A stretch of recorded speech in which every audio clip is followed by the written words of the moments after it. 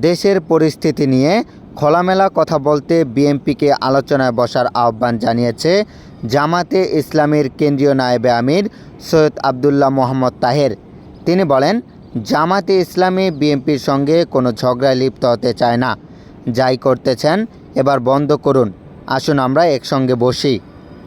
দেশের এই পরিস্থিতি নিয়ে খোলামেলা আলোচনা করি।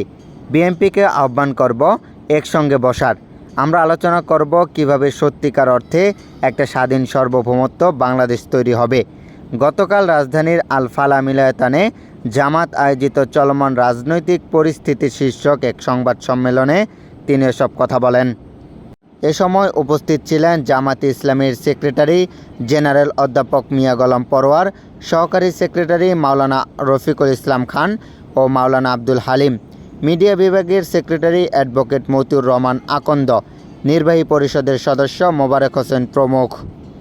জামাতের নায়েবে আমির বলেন, গণভোট ইস্যুতে বিএনপি বলেছে গণভোট ও জাতীয় নির্বাচন একসঙ্গে হতে হবে, কিন্তু গণভোট এক ধরনের বিষয় আর সংস্কার এক বিষয়। কারণ সংস্কার তো যে কোনো সময় করা যায়, আর নির্বাচন তো 5 বছরের একটা বিষয়। নির্বাচন তো ক্ষমতার পালাবদলের।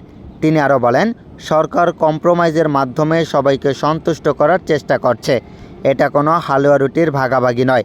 ফ্যাসিবাদ পতনের পর গুণগত পরিবর্তনের প্রত্যাশা ছিল, কিন্তু রাজনৈতিক দলগুলোর মধ্যে কোনো পরিবর্তন আসেনি। সরকার প্রধান হিসেবে ডক্টর মোহাম্মদ ইউনূস অন্যান্য। গত 1 বছরে তিনি তা প্রমাণ করেছেন।